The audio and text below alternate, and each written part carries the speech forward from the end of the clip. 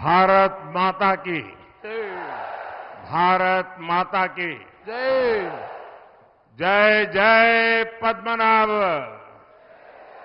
पद्मनाभन तिरुवनंतपुरथे एंटे सहोदरी सहोदर मारे एल्लावरकुम एंटे नमस्कार। चैत्र नवरात्रि के पावन अवसर पर आज मुझे पद्मनाभ स्वामी और माता भद्रकाली की धरती पर आने का अवसर मिला है। इस भूमि पर श्री नारायण गुरु जी, महात्मा अयंकाली जी और विद्याधि राजा का आशीर्वाद रहा है। कल मलयाली नववर्ष विशु का पर्व भी था। ऐसे शुभ समय में केरला की जनता का ये आशीर्वाद हमें मिल रहा है। ये आशीर्वाद केरला में नई शुरुआत का आशीर्वाद है। आपका ये विश्वास बता रहा है कि फिर एक बार मोदी सरकार, फिर एक बार मोदी सरकार, फिर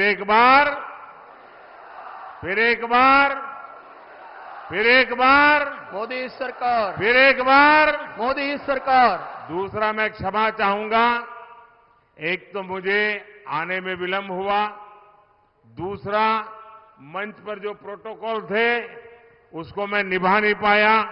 कई साथियों के साथ मेरा अन्याय हुआ होगा, वे सब मुझे क्षमा करें, क्योंकि मुझे अभी तमिलनाडु जाना है और वहां हेलीकॉप्टर उड़ेगा नहीं उड़ेगा ये चिंता का विषय होने के कारण मैं एकदम जल्दी में तुरंत आकर के मैंने माइक ले लिया। तो मंच के सभी लोग मुझे क्षमा करेंगे और आप सब भी क्षमा करेंगे।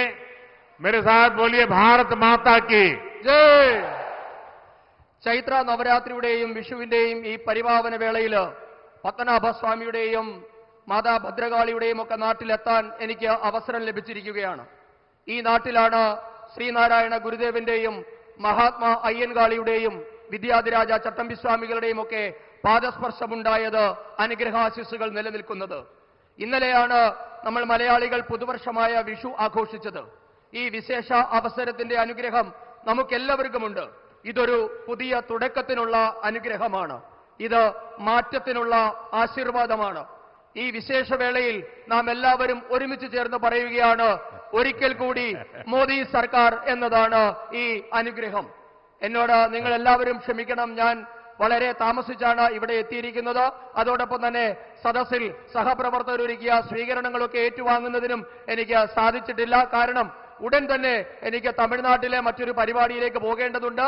അവിടെ ഹെലികോപ്റ്റർ ഇറങ്ങുമോ ഇല്ലയോ എന്നുള്ള കാലാവസ്ഥ പ്രയാസങ്ങളൊക്കെ ഉള്ളതുകൊണ്ട് വളരെ പെട്ടെന്ന് ചടങ്ങുകളിലേക്ക് നീങ്ങുകയാണ്. साथियों, इस शुभ माहौल में कल दिल्ली में बीजेपी ने अपना संकल्प पत्र जारी किया है। बीजेपी का संकल्प पत्र यानी मोदी युडे गारंटी। मोदी युडे गारंटी नेक्स्ट 5 इयर्स में Bharat world 3rd largest economy बनेगा। मोदी युडे guarantee Bharat world class infrastructure का सेंटर बनेगा। मोदी युडे गारंटी भारत स्पेस सेक्टर में गगनयान जैसी मॉन्यूमेंटल अचीवमेंट्स हासिल करेगा। मोदी युडे गारंटी पीएम किसान सम्मान निधि का पैसा किसानों को मिलना जारी रहेगा और इस सबके साथ ही गरीबों के लिए 3 करोड़ नए घर भी बनेंगे। 70 इयर्स के ऊपर के हर सिटीजन को फ्री ट्रीटमेंट की सुविधा मिलेगी और 10 करोड़ बहनों के सेल्फ हेल्प ग्रुप को हम आईटी, हेल्थ, टूरिज्म, रिटेल और ऐसे अन्य सेक्टर्स की ट्रेनिंग देंगे। यानी बीजेपी के डेवलपमेंट विजन में केरला के हर वर्ग, हर समाज के लिए एक व्यापक रोड मैप मौजूद है। പ്രിയപ്പെട്ടവരെ, ഈ ശുഭസമയത്താണ് ഇന്നലെ ദില്ലിയിലെ ഭാരതീയ ജനതാ പാർട്ടി വികസന പത്രിക അഥവാ നമ്മുടെ പ്രകടന പത്രിക പുറത്തിറക്കിയത്. ബിജെപിയുടെ പ്രതിജ്ഞാപത്രം എന്നാൽ മോദിയുടെ ഗ്യാരണ്ടി എന്നാണ് അർത്ഥം. ഭാരതത്തെ അടുത്ത 5 വർഷത്തിനുള്ളിൽ ലോകത്തിലെ ഏറ്റവും ശക്തമായ മൂന്നാമത്തെ സാമ്പത്തിക ശക്തി ആക്കും എന്നാണ് മോദിയുടെ ഗ്യാരണ്ടി. ഭാരതം അന്താരാഷ്ട്ര നിലവാരമുള്ള അടിസ്ഥാന സൗകര്യമുള്ള നാടായി മാറുമെന്നാണ് മോദിയുടെ ഗ്യാരണ്ടി. മനുഷ്യനെ ബഹിരാകാശത്തെത്തിക്കുന്ന ഗഗൻയാൻ പോലെയുള്ള ഐതിഹാസികമായ നേട്ടങ്ങൾ കരസ്ഥമാക്കും എന്നാണ് മോദിയുടെ ഗ്യാരണ്ടി. പ്രധാനമന്ത്രി കിസാൻ സമ്മാൻ നിധി മുഖാന്തരം കർഷകർക്കുള്ള ധനസഹായം തുടരുമെന്നാണ് മോദിയുടെ ഗ്യാരണ്ടി. ഇതിനോടൊപ്പം രാജ്യത്തെ പാവപ്പെട്ടവർക്ക് 3 കോടി പുതിയ വീടുകൾ നിർമ്മിച്ചു നൽകും എന്നാണ് മോദിയുടെ ഗ്യാരണ്ടി. 70 വയസ്സ് കഴിഞ്ഞ രാജ്യത്തെ എല്ലാ പൗരന്മാർക്കും സൗജന്യ ചികിത്സ ഉറപ്പാക്കും എന്നാണ് മോദിയുടെ ഗ്യാരണ്ടി. രാജ്യത്തെ 10 കോടി സഹോദരിമാർക്ക് സ്വയം സഹായ സംഘങ്ങൾ വഴി ഇൻഫർമേഷൻ ടെക്നോളജി, ആരോഗ്യം, വിനോദസഞ്ചാരം, ചെറുകിട വ്യാപാരം തുടങ്ങിയ നിരവധി മേഖലകളിൽ പരിശീലനം നൽകുമെന്നാണ് മോദിയുടെ ഗ്യാരണ്ടി. അതായത് ബിജെപിയുടെ വികസന രേഖയിൽ കേരളത്തിലെ വിവിധ മേഖലകൾക്കും വിഭാഗങ്ങൾക്കുമുള്ള നയപരിപാടികൾ ഉൾപ്പെട്ടിട്ടുണ്ട് എന്നുകൂടി അർത്ഥമുണ്ട്. साथियों, सबसे पहले तो इधर उधर जहां मेरी नजर जा रही है, छोटी छोटी गुड़िया सब वेव कर रही है. मेरा इन सभी गुड़िया को बहुत बहुत आशीर्वाद. सुनाई नहीं दे रहा है? ഈ സദസ്സില് നിരവധി കൊച്ചുകുട്ടികളെ കാണാനാകുന്നുണ്ട്. അവരെല്ലാവരും എന്റെ വരവ് പ്രതീക്ഷിച്ചിരുന്നതാണ്. നിങ്ങൾക്ക് എല്ലാവർക്കും എന്റെ നമസ്കാരം. अब आप लोग बैठिए. आप लोगों ने कई समय से हाथ हिला रहे हैं. बैठिए. അവിടെ നിൽക്കുന്ന ആൾക്കാർ കുറെ സമയമായി നിൽക്കുന്ന എല്ലാവരും അവിടെ ഇരിക്കണമെന്ന് അഭ്യർത്ഥിക്കുകയാണ്. നിൽക്കുന്ന ആൾക്കാരെല്ലാവരും. साथियों, बीजेपी ने अपने मैनिफेस्टो में घोषणा की है कि हम अपनी विरासत से ग्लोबल टूरिस्ट को जोड़ेंगे और अपनी विरासत को वर्ल्ड हेरिटेज के स्तर पर ले जाएंगे, उस ऊंचाई पर पहुंचाएंगे. यहां केरला में तो इसकी बहुत ज्यादा संभावना है. बीजेपी का प्लान बड़े टूरिस्ट डेस्टिनेशन के ओवरऑल डेवलपमेंट का है. भाजपा केरला में इको टूरिज्म के नए सेंटर्स भी बनाएंगे. इससे होम स्टे के जो अवसर बनेंगे, उसका बड़ा लाभ हमारे ट्राइबल परिवारों को मिलेगा. बीजेपी गवर्नमेंट होम स्टे के लिए महिलाओं को फाइनेंशियल हेल्प भी देगी. നമ്മുടെ മഹത്തായ പൈതൃകം ലോകം മുഴുവൻ അറിയപ്പെടണമെന്നാണ് ഭാരതീയ ജനതാ പാർട്ടി ആഗ്രഹിക്കുന്നത്. ലോക ടൂറിസവുമായി നമ്മുടെ പൈതൃകത്തെ ബന്ധിപ്പിച്ച് ആഗോള ശ്രദ്ധയിലേക്ക് നമ്മുടെ പാരമ്പര്യത്തെ എത്തിക്കുമെന്ന് ബിജെപി ഉറപ്പു നൽകുകയാണ്. ഇതിലേക്ക് നമ്മുടെ കേരളത്തിനും വലിയ സംഭാവനകൾ നൽകാൻ കഴിയുന്നു. നമ്മുടെ വിനോദസഞ്ചാര കേന്ദ്രങ്ങളുടെ സമഗ്ര വികസനമാണ് ഭാരതീയ ജനതാ പാർട്ടിയുടെ ലക്ഷ്യം. ഭാരതീയ ജനതാ പാർട്ടി കേരളത്തിൽ പാരിസ്ഥിതിക സൗഹൃദ ടൂറിസം കേന്ദ്രങ്ങൾ വികസിപ്പിക്കും. ഇതിൽ ഹോം സ്റ്റേകൾക്ക് വലിയ പ്രാധാന്യമുണ്ടാവും. ഇത് നമ്മുടെ വനവാസി കുടുംബങ്ങൾക്ക് ഏറെ പ്രയോജനപ്പെടുന്നതാണ് എന്ന് നിങ്ങൾക്കറിയാം. അടുത്ത ഭാരതീയ ജനതാ പാർട്ടിയുടെ സർക്കാർ ഹോം സ്റ്റേകൾ തുടങ്ങാൻ നമ്മുടെ വനിതകൾക്ക് സാമ്പത്തികമായ സഹായം നൽകുന്നതാണ്. साथियों, बीजेपी ने अपने मैनिफेस्टो में संकल्प लिया है, हम कोस्टलाइन प्रोटेक्शन के लिए काम करेंगे. ये केरला के मेरे फिशरमैन साथियों को बहुत फायदा पहुंचाएगा। इनकी आजीविका को जो एलडीएफ, यूडीएफ ने पिछले वर्षों में बर्बाद किया है, उसे हम बचाने का भरपूर प्रयास करेंगे। हम फिशरीज के प्रोडक्शन और प्रोसेसिंग के लिए नए क्लस्टर्स बनाएंगे। हम केरला के फिशरमैन परिवारों की क्वालिटी ऑफ लाइफ सुधारेंगे, उनकी डिग्निटी बढ़ाने के लिए काम करेंगे। രാജ്യത്തിന്റെ തീരപ്രദേശങ്ങളുടെ സുരക്ഷ ഉറപ്പുവരുത്തുന്നതാണ് ബിജെപിയുടെ പ്രകടന പത്രിക. ഇത് കേരളത്തിലെ മത്സ്യത്തൊഴിലാളി സഹോദരങ്ങൾക്ക് ഏറെ പ്രയോജനം ചെയ്യുന്ന കാര്യമാണ്. നമ്മുടെ മത്സ്യത്തൊഴിലാളി സഹോദരങ്ങളുടെ ജീവിതം ഇടതു വലതു മുന്നണികളുടെ ഭരണം തകർത്ത തരിപ്പണമാക്കി. അവരുടെ ജീവിതം ബിജെപി വീണ്ടെടുക്കും, അവരെ രക്ഷിക്കുമെന്ന് ഉറപ്പു നൽകുകയാണ്. കേരളത്തിലെ മത്സ്യത്തൊഴിലാളി സഹോദരങ്ങളുടെ ജീവിത നിലവാരം ഉയർത്താൻ ഭാരതീയ ജനതാ പാർട്ടി പ്രതിജ്ഞാബദ്ധമാണ്. ഒപ്പം അവരുടെ അന്തസ്സും ആത്മാഭിമാനവും സംരക്ഷിക്കാനുള്ള നടപടികളും ബിജെപി സ്വീകരിക്കും. साथियों, तेजी से आगे बढ़ता हुआ भारत मॉडर्न इंफ्रास्ट्रक्चर पर लाखों करोड़ रुपए इन्वेस्ट कर रहा है। अगले कुछ वर्षों में आप भारतीय रेल का कायाकल्प होते देखेंगे। वंदे भारत ट्रेनों के 3 स्वरूप, Vande Bharat sleeper, Vande Bharat chair car और वंदे भारत मेट्रो, तीनों ही भविष्य में भारत की शान बढ़ाएंगे। अब बीजेपी ने अपने मैनिफेस्टो में एक और बड़ी घोषणा की है। आप जानते हैं, भारत के पश्चिम में अहमदाबाद मुंबई के बीच बुलेट ट्रेन का काम चल रहा है। वो आने वाले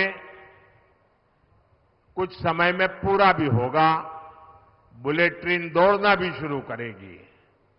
लेकिन उसमें से जो हमने सीखा है, समझे हैं, उसके आधार पर उत्तर में, भारत के उत्तर में, भारत के पूरब में और भारत के साउथ में भी बुलेट ट्रेन चलाई जाएगी। एनडीए सरकार के तीसरे कार्यकाल में बहुत जल्द बुलेट ट्रेन से जुड़ा सर्वे कराने का काम शुरू किया जाएगा। പ്രിയപ്പെട്ടവരെ, അടിസ്ഥാന സൗകര്യ മേഖലയിൽ ഭാരതം വൻ കുതിപ്പാണ് നടത്തിക്കൊണ്ടിരിക്കുന്നത്. ഈ മേഖലയുടെ വികസനത്തിനായി ലക്ഷക്കണക്കിന് കോടി രൂപയാണ് ഭാരതീയ ജനതാ പാർട്ടിയുടെ സർക്കാർ നിക്ഷേപിച്ചിട്ടുള്ളത്. വരാനിരിക്കുന്ന വർഷങ്ങൾ നമ്മളുടെ റെയിൽവേയുടെ പുനരുജ്ജീവനത്തിനാകും നാം സാക്ഷ്യം വഹിക്കാൻ പോവുക. നിങ്ങൾക്കറിയാം, ഇപ്പോൾ നമ്മുടെ നാട്ടിൽ കൂടി ഓടിക്കൊണ്ടിരിക്കുന്ന വന്ദേ ഭാരത് ട്രെയിനുകൾ അത് 3 രീതിയിലും, അതായത് സ്ലീപ്പർ ക്ലാസുകൾ, രാത്രിയിൽ കിടന്നു പോകാനുള്ള സൗകര്യത്തോടു കൂടിയുള്ള വന്ദേ ഭാരത്, പകൽ ഇരുന്നു പോകാനുള്ള ചെയർകാർ സൗകര്യം മാത്രമുള്ള വന്ദേ ഭാരത്, അതോടൊപ്പം തന്നെ മെട്രോകളിൽ ഓടുന്ന വന്ദേ ഭാരത്, ഇങ്ങനെ 3 രീതിയിലും വന്ദേ ഭാരത് ഇനി മുതൽ സർവീസ് നടത്തുമെന്ന് ഞാൻ നിങ്ങൾക്ക് ഉറപ്പു നൽകുകയാണ്. ഇത് ഭാരതത്തിന്റെ ഭാവിയെ തന്നെ മാറ്റിമറിക്കാൻ പോകുന്ന തീരുമാനമാകും. ഇതിലും വലിയൊരു തീരുമാനം നമ്മുടെ പ്രകടന പത്രികയിൽ നാം ഉൾപ്പെടുത്തിയിട്ടുണ്ട്. അത് ബുള്ളറ്റ് ട്രെയിനിനെ സംബന്ധിച്ചാണ്. നിങ്ങൾക്കറിയാം, ഇപ്പോൾ തന്നെ ഭാരതത്തിന്റെ പടിഞ്ഞാറ് ഭാഗത്ത് അഹമ്മദാബാദിനെയും മുംബൈയെയും ബന്ധിപ്പിച്ചുകൊണ്ട് ബുള്ളറ്റ് ട്രെയിനിന്റെ പണി നടക്കുകയാണ്. അത് ഉടൻ തന്നെ കമ്മീഷൻ ചെയ്യാനാകുമെന്നാണ് പ്രതീക്ഷിക്കുന്നത്. എന്തായാലും നമ്മുടെ ദക്ഷിണേന്ത്യയെയും ഉത്തരേന്ത്യയെയും കിഴക്കൻ ഇന്ത്യയെയും പടിഞ്ഞാറൻ ഇന്ത്യയും എല്ലാം ബന്ധിപ്പിച്ചുകൊണ്ട് ബുള്ളറ്റ് ട്രെയിനുകൾ തുടങ്ങുമെന്ന് ഞാൻ ഇതാ പ്രഖ്യാപിക്കുകയാണ്. അതിനുള്ള സർവേ നടപടികൾ ഉടൻ തന്നെ അടുത്ത സർക്കാർ ആരംഭിക്കുന്നതാണ്. साथियों, केरला का विकास वही पार्टी कर सकती है जिसकी अपनी विश्वसनीयता हो, जिसकी अपनी क्रेडिबिलिटी हो। आप मुझे बताइए, क्या आप कांग्रेस और एलडीएफ पर विश्वास कर सकते हैं क्या? न इनके काम की कोई क्रेडिबिलिटी है, न इनके पॉलिटिकल कैरेक्टर की कोई क्रेडिबिलिटी है। ये लोग केरला में आपस में सबसे बड़े दुश्मन की तरह लड़ते हैं, लेकिन दिल्ली में यही कांग्रेस और लेप दोस्ती बढ़ाने के लिए मीटिंग करते रहते हैं। यहां केरला में ये दोनों एक दूसरे के खिलाफ लड़ रहे हैं, लेकिन यहां से कुछ ही दूर तिरुनेलवेली में कांग्रेस और लेप एक ही अलायंस का हिस्सा है। പ്രിയപ്പെട്ടവരെ, വിശ്വസ്തതയും പറയുന്ന കാര്യങ്ങൾ ചെയ്തു കാണിക്കുന്ന പ്രസ്ഥാനങ്ങൾക്ക് മാത്രമേ കേരളത്തിന്റെ വികസനം യാഥാർത്ഥ്യമാക്കാൻ സാധിക്കൂ. ഇക്കാര്യത്തിൽ നമ്മെ ഇത്രനാളും ഭരിച്ച ഇടതു വലതു മുന്നണികളെ വിശ്വസിക്കാൻ പറ്റുമോ എന്ന് നിങ്ങൾ തന്നെ പറയണം, നിങ്ങൾ തന്നെ ചിന്തിക്കണം. ഇവരുടെ ഇടതുപക്ഷത്തെയും വലതുപക്ഷത്തിന്റെയും വാക്കിലും പ്രവൃത്തിയിലും മാത്രമല്ല, അവരുടെ നേതാക്കളുടെ സ്വഭാവത്തിലും നയങ്ങളിലും പോലും വിശ്വാസ്യതയില്ല എന്ന് നമുക്കറിയുന്നതാണ്. ഇവർ നമ്മുടെ മുൻപിൽ ശത്രുതയോടെ പരസ്പരം പോരടിക്കുന്നതായി അഭിനയിക്കുകയാണ്. എന്നാൽ ഇവർ ദില്ലിയിലെത്തിയാൽ സൗഹൃദം ഊട്ടിയുറപ്പിക്കാനുള്ള യോഗങ്ങൾ നടത്തുകയാണ്. ഇവിടെ തിരുവനന്തപുരത്ത് ഇവർ പരസ്പരം മത്സരിക്കുകയാണ്. പക്ഷേ ഏതാനും കിലോമീറ്റർ കൂടി സഞ്ചരിച്ച് തിരുനെൽവേലിയിലെത്തിയാൽ ഇവർ ഒരു മുന്നണിയുടെ ഭാഗമാണ്, ഇവർ ഒറ്റക്കെട്ടാണ്. साथियों, कांग्रेस और लेप की विश्वसनीयता इतने ही दशकों तक सरकार चलाने के बाद भी इनके पास गिनाने के लिए अपने काम नहीं है। ये जनता के बीच में जाते हैं और झूठ बोलकर केंद्र सरकार की योजनाओं का क्रेडिट खाने का प्रयास करते हैं। यहां तो बारी बारी से यूडीएफ, एलडीएफ की सरकार रही है। मैं इनका रिपोर्ट कार्ड आपको बताता हूं। आज केरला में वर्कला और नेडुमंगल जैसी जगहों में ड्रग्स का खुला कारोबार फैल रहा है। ड्रग्स माफियाओं को संरक्षण मिल रहा है। केरला के युवाओं का भविष्य खत्म किया जा रहा है। इसका क्रेडिट किसका है? ये पाप के लिए जिम्मेवार कौन है? പ്രിയപ്പെട്ടവരെ, ദശാബ്ദങ്ങളോളം കേരളത്തെ മാറി മാറി ഭരിച്ചിട്ടും ഇടതു വലതു മുന്നണികൾക്ക് എടുത്തു പറയാൻ തക്ക നേട്ടങ്ങൾ ഒന്നുമില്ല എന്നതാണ് ഇവരുടെ വിശ്വസനീയത. പകരം അവരിപ്പോൾ കേന്ദ്ര സർക്കാരിന്റെ പദ്ധതിയുടെ പിതൃത്വം ഏറ്റെടുക്കാൻ ജനങ്ങളോട് കള്ളം പറയുകയാണ്. ഇവിടെ മാറി മാറി ഭരിച്ച രണ്ട് മുന്നണികളുടെയും പ്രോഗ്രസ് റിപ്പോർട്ട് ഇപ്പോൾ ഞാൻ നിങ്ങളോട് പറയാം. നമ്മുടെ വർക്കലയും നെടുമങ്ങാടും പോലുള്ള പ്രദേശങ്ങൾ പോലും മയക്കുമരുന്ന് മാഫിയയുടെ പിടിയിലായിരിക്കുന്നു. മയക്കുമരുന്ന് മാഫിയകൾക്ക് സർക്കാരിന്റെ സംരക്ഷണം കിട്ടുകയാണ്. കേരളത്തിലെ യുവാക്കളുടെ ഭാവി അപകടത്തിലാണ്, അവരുടെ ഭാവി അസ്തമിക്കുകയാണ്. ആർക്കാണ് ഇതിന്റെ ക്രെഡിറ്റ്? आज केरला के कई हिस्सों में पानी का संकट पैदा हो चुका है। लोगों को पीने का पानी नहीं मिल रहा है। इस पाप के लिए कौन जिम्मेवार? इसका क्रेडिट किसको जाता है? आज केरला की कॉयर इंडस्ट्री बंद होने की कगार पर है। कॉयर इंडस्ट्री के वर्कर्स के आगे जीवन यापन का संकट है। इस पाप के लिए कौन जिम्मेवार? इसका क्रेडिट कौन लेगा? കേരളത്തിന്റെ പല ഭാഗത്തും ഇന്ന് കുടിവെള്ളക്ഷാമം രൂക്ഷമാണ്. കേരളത്തിലെ പലയിടത്തെയും ജനങ്ങൾ കുടിവെള്ളം കിട്ടാതെ വലയുകയാണ്. ആർക്കാണ് ഇതിന്റെ ക്രെഡിറ്റ്? ഇന്ന് കേരളത്തിന്റെ കയർ വ്യവസായം അടച്ചുപൂട്ടലിന്റെ വക്കിലാണ്. കയർ തൊഴിലാളികളുടെ ജീവിതം വഴിമുട്ടി നരകിക്കുകയാണ്. ഈ പാപത്തിന്റെ ക്രെഡിറ്റ് ആർക്കാണ്? साथियों, आज देश में कांग्रेस और लेफ्ट में कोई अंतर नहीं बचा है। लेफ्ट और कांग्रेस दोनों का सिर्फ नाम ही बचा है। दोनों को देश ने रिजेक्ट कर दिया है। कांग्रेस लेफ्ट दोनों विकास विरोधी है। कांग्रेस लेफ्ट दोनों ही भ्रष्टाचार में एक दूसरे का मुकाबला करते हैं। कांग्रेस लेफ्ट का ट्रैक रिकॉर्ड विकास के लिए जरूरी इंडस्ट्री को तबाह करने का है। दोनों की जहां सरकार रह जाती है, उस राज्य को बर्बाद कर देते हैं। केरला की जनता आज इसी पीड़ा से गुजर रही है।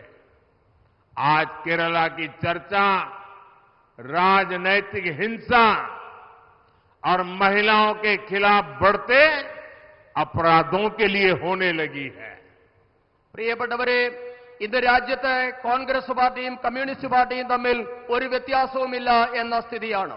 ഇന്ന് രണ്ടുപേർക്കും അവരവരുടെ പേരുകൾ മാത്രമാണ് സ്വന്തമായിട്ടുള്ളത്.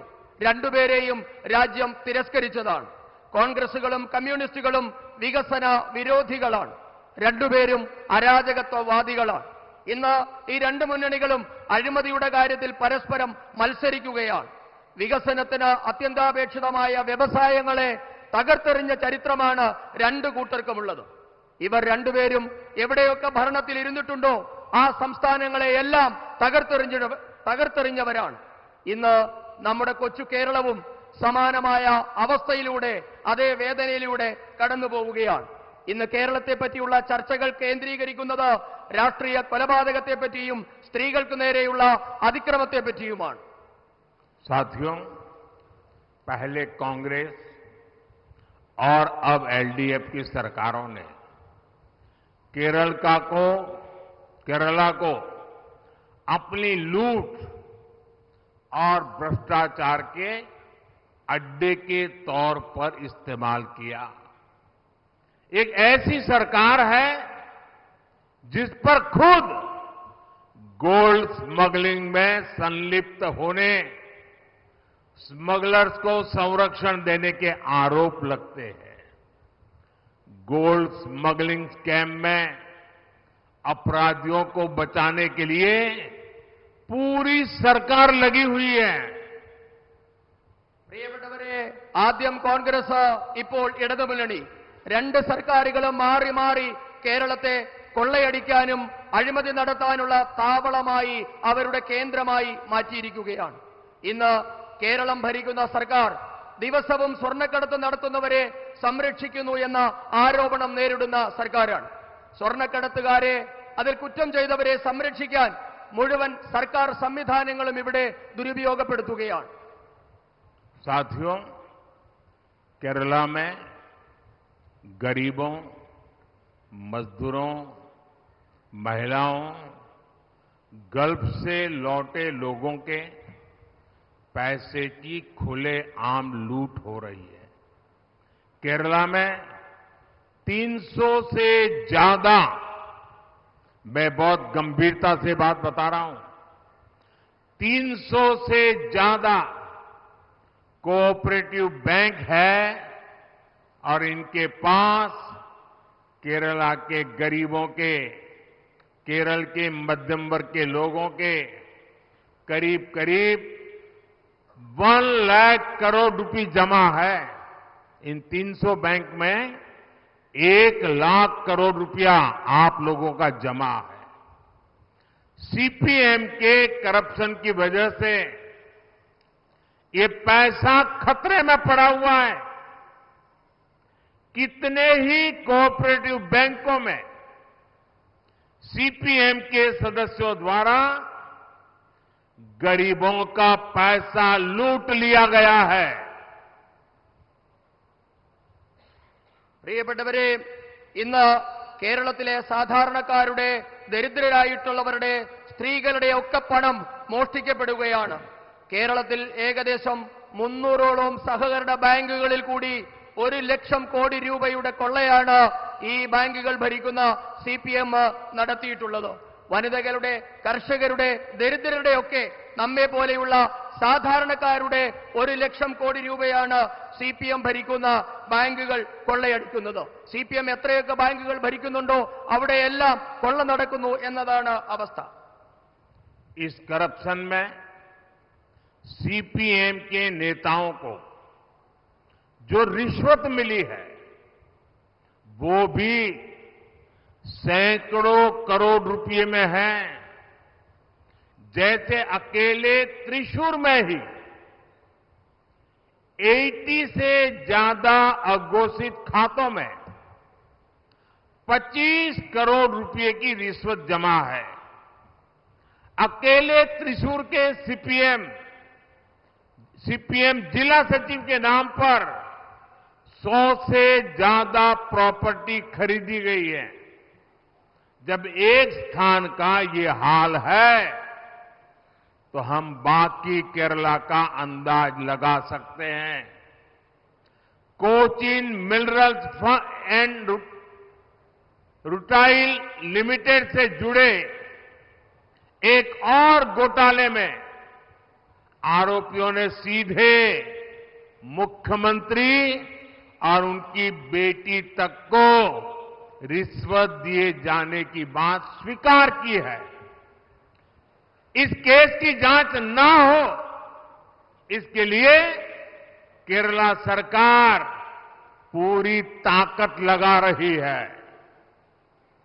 പ്രിയപ്പെട്ടവരെ, CPIMന്റെ ഭരണത്തിലിരിക്കുന്ന ബാങ്കുകൾ നൂറുകണക്കിന് കോടി രൂപയാണ് അഴിമതിയിലൂടെ നടത്തുന്നത്. തൃശൂരിൽ മാത്രം 80ലധികം ബാങ്കുകളിലാണ് അഴിമതി നടത്തിയിട്ടുള്ളത്.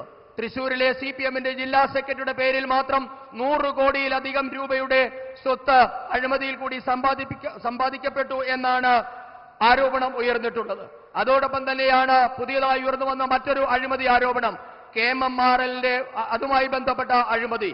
ഇതിൽ മുഖ്യമന്ത്രിയും മുഖ്യമന്ത്രിയുടെ മകളുമാണ് ആരോപണ വിധേയരെന്ന് നമുക്ക് എല്ലാവർക്കും അറിയാം.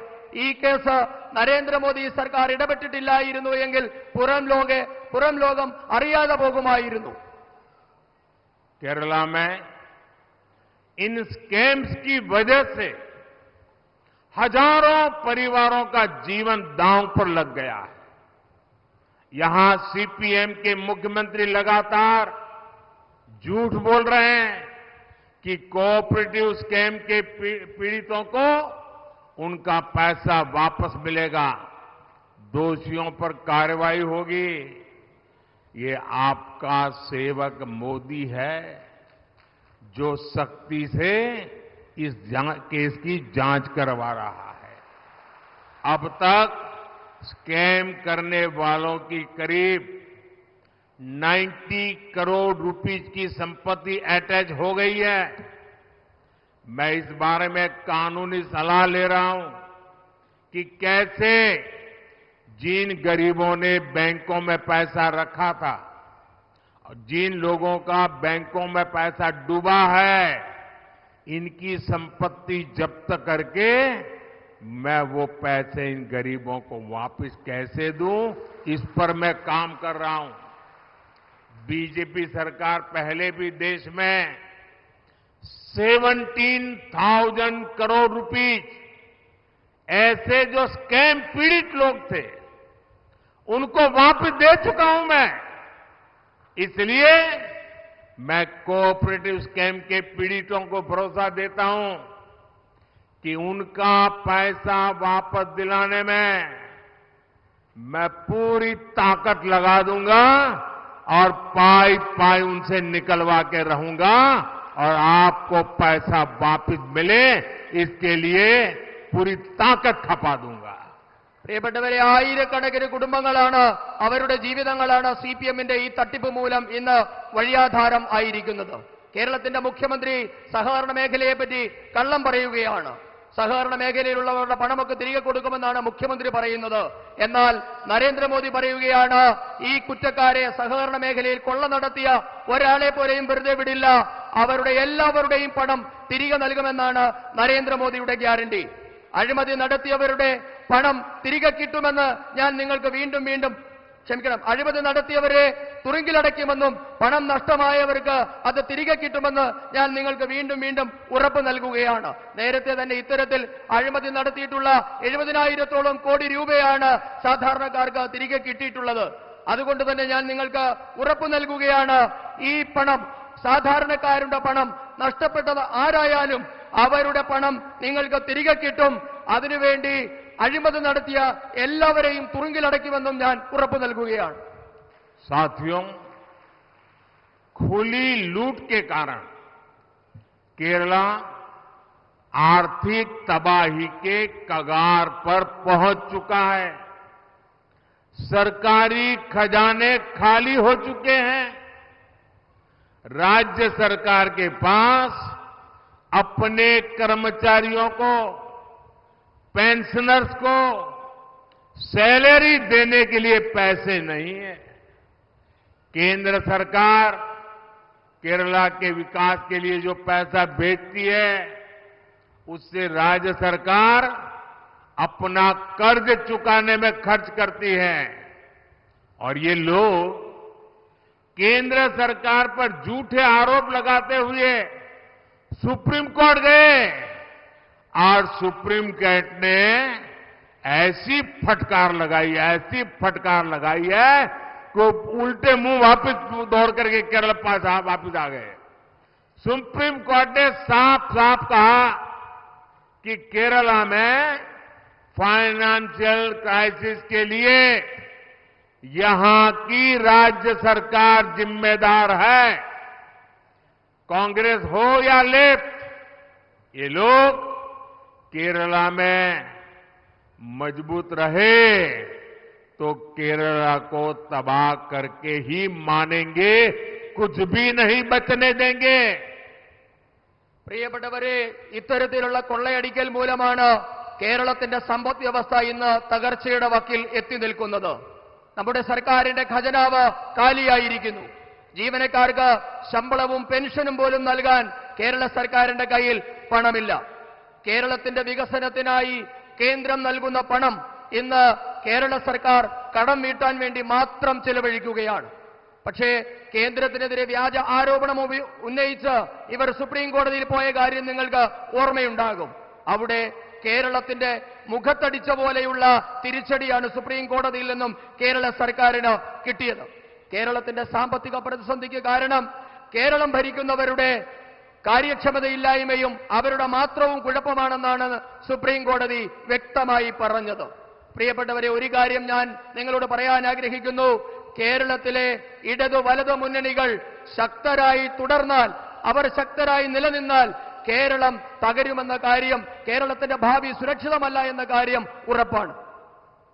साथियों, पिछले 10 इयर्स में मैंने देश में ईमानदार सरकार चलाकर दिखाई है। हमारी सरकार ने करप्शन पर भी कड़ी कार्रवाई की है। इसलिए ये करप्ट लोग मोदी को रोकने के लिए अलायंस बना रहे हैं, लेकिन मोदी इनसे डरने वाला नहीं है।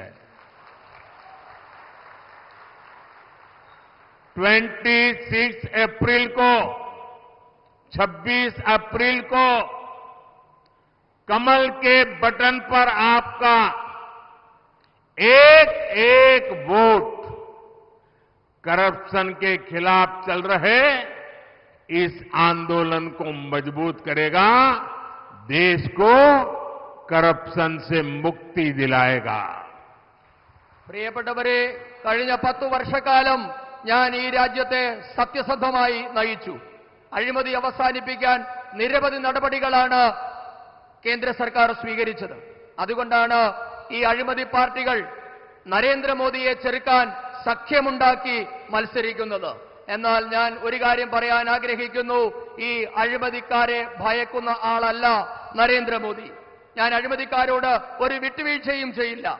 ഈ മാസം 26-ാം തീയതി നടക്കുന്ന തെരഞ്ഞെടുപ്പിൽ നിങ്ങൾ താമര അടയാളത്തിൽ ചെയ്യുന്ന ഓരോ വോട്ടും ഇന്ന് ഈ രാജ്യത്ത് അഴിമതിക്കെതിരായി നടക്കുന്ന മുന്നേറ്റത്തിന് കരുത്തു പകരുന്നതാണ്, രാജ്യത്തെ അഴിമതി വിമുക്തമാക്കാൻ സഹായിക്കുന്നതാണ്.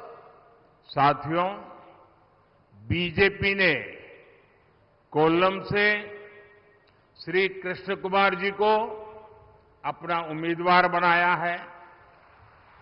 उनके लोकसभा सेवा के कार्यों और लोकप्रियता से आप भलीभांति परिचित हैं. बीजेपी ने तिरुअनंतपुरम से मेरे मित्र भाई राजीव चंद्रशेखर और एटिंगल लोकसभा से हमारे पुराने साथी वी मुरलीधरन को प्रत्याशी बनाया है. इन दोनों ही लोगों ने अपनी शिक्षा और योग्यता से साथ देश में अलग पहचान बनाई हुई है. केरला का सम्मान बढ़ाया इन लोगों ने. मुरलीधरन जी ने विदेश राज्य मंत्री के तौर पर देश विदेश में अपनी प्रतिभा को साबित किया है. वैश्विक संकट के कई मौकों पर इन्होंने केरला और देश के लोगों को वापस भारत लाने के लिए बहुत काम किया है. राजीव जी आईटी सेक्टर, सेमीकंडक्टर और ऐसे महत्वाकांक्षी क्षेत्रों को आगे बढ़ाने के काम में लगे हैं. इन तीनों को दिया गया आपका हर वोट केरला के विकास की नींव रखेगा. आप पर एक और जिम्मेदारी मेरी तरफ से है. आप केरला के घर घर जाकर के मोदी जी के प्रणाम जरूर पहुंचाइए. പ്രിയപ്പെട്ടവരെ, ഭാരതീയ ജനതാ പാർട്ടി കൊല്ലത്ത് ശ്രീ ജി കൃഷ്ണകുമാറിനെയാണ് സ്ഥാനാർത്ഥിയാക്കിയിട്ടുള്ളത്. അദ്ദേഹത്തിന്റെ ജനപ്രിയതയും സേവന മനോഭാവവുമൊക്കെ നിങ്ങൾക്ക് അറിവുള്ളതാണ്. തിരുവനന്തപുരത്ത് എന്റെ സഹപ്രവർത്തകൻ രാജീവ് ചന്ദ്രശേഖറും ആറ്റിങ്ങലിൽ എന്റെ പഴയകാലം മുതലുള്ള സുഹൃത്തായ ശ്രീ വി മുരളീധരനുമാണ് ഭാരതീയ ജനതാ പാർട്ടിയുടെ സ്ഥാനാർത്ഥികൾ. ഇവർ രണ്ടുപേരും അവരവരുടെ വിദ്യാഭ്യാസ യോഗ്യതയും കഴിവും കൊണ്ട് കേരളത്തിന്റെ അഭിമാനം വർദ്ധിപ്പിച്ചവരാണ്. മുരളീധരൻജി വിദേശകാര്യ സഹമന്ത്രി എന്ന നിലയിൽ രാജ്യത്തിന് അകത്തും പുറത്തും കഴിവ് തെളിയിച്ചിട്ടുള്ള ആളാണ്. വിദേശ രാഷ്ട്രങ്ങളിലുണ്ടായ പല പ്രതിസന്ധി ഘട്ടങ്ങളിലും കേരളത്തിലെയും മറ്റിടങ്ങളിലെയും ജനങ്ങളെ ഭാരതത്തിൽ തിരികെ എത്തിക്കാൻ കഠിനാധ്വാനം ചെയ്ത വ്യക്തി കൂടിയാണ് ശ്രീ രാജീവ് ജി. അദ്ദേഹം ഐടി, സെമി കണ്ടക്ടർ തുടങ്ങിയ പല മേഖലകളിലും പല മേഖലകളുടെയും വികസനത്തിന് വേണ്ടി നിരവധി സംഭാവനകൾ നൽകിയിട്ടുള്ള ഒരു പ്രതിഭയാണ്. ഇവർ മൂന്നുപേർക്കും നിങ്ങൾ നൽകുന്ന ഓരോ വോട്ടും കേരളത്തിന്റെ വികസനത്തിന് മുതൽക്കൂട്ടാകുമെന്ന് ഞാൻ ഉറപ്പു നൽകുകയാണ്. എനിക്ക് നിങ്ങളോട് ഒരു അഭ്യർത്ഥന കൂടിയുണ്ട്. ഞാൻ നിങ്ങളെ ഒരു ഉത്തരവാദിത്തം കൂടി ഏൽപ്പിക്കുകയാണ്. നിങ്ങൾ കേരളത്തിലെ ഓരോ വീടുകളിലും മോദിയുടെ സന്ദേശം, മോദിയുടെ ആശംസ എത്തിക്കണമെന്ന് ഞാൻ അഭ്യർത്ഥിക്കുകയാണ്. मेरे साथ बोलिए, भारत माता की जय. पूरी ताकत से बोलिए. आप नहीं बोलोगे तो चलेगा. भारत माता की, भारत माता की, भारत माता की. बहुत बहुत धन्यवाद.